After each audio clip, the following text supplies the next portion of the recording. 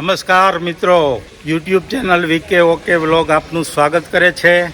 અને આજે આપણે આવી ગયા છીએ ગોંડલ સ્ટેટના નવલખા પેલેસમાં, કે જ્યાં શ્રી હિમાંશુજી બાપુનું રાજ્યાભિષેકનો કાર્યક્રમ અહીંયા યોજાવાનો છે, જે નવલખા પેલેસમાં જ યોજાવાનો છે. આ મહિનાના એન્ડમાં તેમનો રાજ્યાભિષેક થવા જઈ રહ્યો છે, જે આપણે સંપૂર્ણ રાજ્યાભિષેક નિહાળીશું આ ચેનલ ઉપર. જેથી લાઇક, શેર અને સબસ્ક્રાઈબ કરી દેશો, જેથી આપને આ રાજ્યાભિષેકના દરેક એપિસોડ જોવા મળશે.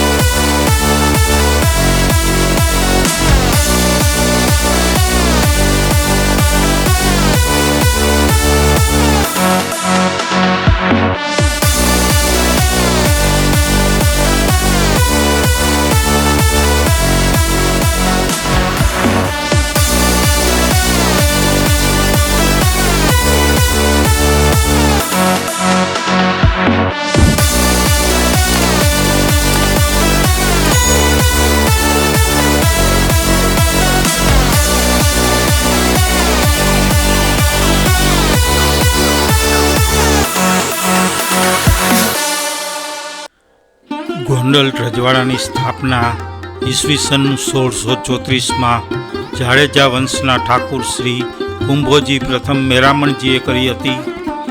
ગોંડલના શાસકો જાડેજા વંશના ઠાકુરો હતા. તેઓ 11 તોપોની સલામીનો હક ધરાવતા હતા. 1866 પછી તેઓને ઠાકુર સાહેબનો ઇલકાબ મળ્યો હતો. ગોંડલ રજવાડું બોમ્બે પ્રેસિડેન્સી કાઠિયાવાડ એજન્સીના પ્રથમ 8 કક્ષાના રજવાડાઓમાંનું એક રજવાડું હતું. આ રજવાડાની રાજધાની ગોંડલ શહેર હતી. ગોંડલ રાજ્યના 17મા ઉત્તરાધિકારી નામદાર મહારાજા સાહેબ શ્રી હિમાંશુસિંહજી જ્યોતિન્દ્રસિંહજી જાડેજાનો રાજતિલક મહોત્સવ તારીખ 22/1/2024ને સોમવારના દિવસે શુભ મુહૂર્તમાં મંગલમય દિવ્ય મહાયજ્ઞ યોજાશે. મિત્રો, મહારાજા હિમાંશુસિંહજી બાપુના રાજતિલક નવલખા પેલેસમાં થવા જઈ રહ્યો છે, ત્યારે ત્યાં તડામાર તૈયારીઓ ચાલી રહી છે. મહેલોને સજાવવા માટે અનેક કારીગરોને કામે લગાવી દેવામાં આવ્યા છે, અને દિવસ અને રાત કામગીરી પૂરજોશમાં ચાલુ થઈ ગયેલ છે. અને આમંત્રણ પત્રિકા આપવા અનેક માણસોને રવાના કરી દેવામાં આવ્યા છે. આ કાર્યક્રમ તારીખ 19/1/2024થી તારીખ 23/1/2024 સુધી ચાલવાનો છે, જેની રૂપરેખા આપણે આજના બ્લોગમાં આગળ જોઈશું. મિત્રો, મહેલોમાં આવેલ તમામ એન્ટિક વસ્તુઓને સજાવવાની કામગીરી પૂરજોશમાં ચાલી રહી છે. બગીઓને નવા રૂપ રંગ સાથે કલર કામ કરીને સજાવવાની કામગીરી પણ ચાલુ છે. દિવાલોને કલર મારવાનું તેમજ ડેકોરેટિવ કરવાનું તેમજ ભીત ચિત્રો દોરવા માટે તેના નિષ્ણાંત કારીગરો બોલાવીને પેઇન્ટિંગ કામ કરવાનું પણ ચાલુ છે. રાજ તિલકના કાર્યક્રમમાં દેશ વિદેશથી રાજા મહારાજાઓ તથા વીઆઈપી મહેમાનો આવવાના હોય. મહેલોમાં સિક્યુરિટી પણ ચુસ્ત કરી દેવામાં આવી છે, અને આવનાર મહેમાનોના ઉતારા માટે પણ ખૂબ જ સુંદર વ્યવસ્થા કરવામાં આવી રહી છે. અને ગોંડલની પ્રજા પણ આ ઉત્સવ ઉજવવા માટે થનગની રહી છે. હવે મિત્રો, આ દરબારગઢમાં શું શું જોવાલાયક છે તે આપણે જોઈશું.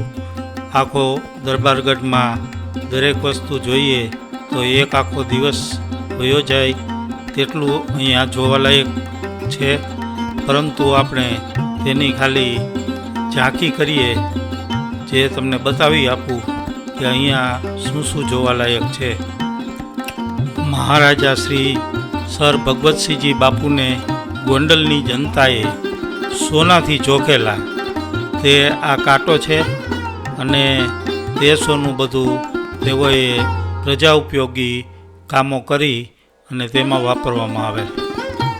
બગીઓ રાખવામાં આવેલી છે જેનું વિશાળ કલેક્શન અહીંયા રાખવામાં આવેલું છે.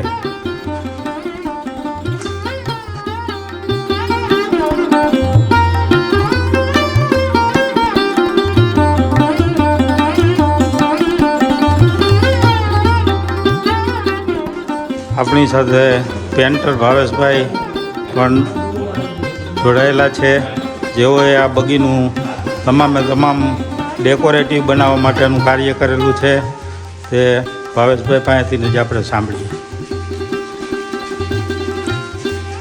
નમસ્કાર, જય માતાજી. આજે ગોંડલ ભગવતસિંહજીની જે છે દરબારગઢ, એની અંદર અત્યારે બાપાની બગીઓ છે. એની અંદર ક્રિએટિવ કામ, ગોંડલ સ્ટેટનો મોનોગ્રામ, અત્યારે જે કંઈ નોર્મલ પેઇન્ટિંગ કે બધું કરેલું છે, એને બાબાએ જે મને સેવા આપી છે એ બદલ બાપાને ખૂબ ખૂબ આભાર. જય માતાજી બાપુ. ભગવતસિંહજી બાપુ આ લાઇબ્રેરીમાં વાંચન કરતા અને લેખન કરતા અને અનેક પુસ્તકો પણ તેઓએ લખેલા છે જે આ લાઇબ્રેરીમાં જોવા મળે છે. તેઓએ ભગવત ગૌમંડળના 9 ભાગનું રચના કરેલી અને આજે પણ તે ગોંડલની તમામ લાઇબ્રેરીઓમાં જોવા મળે છે.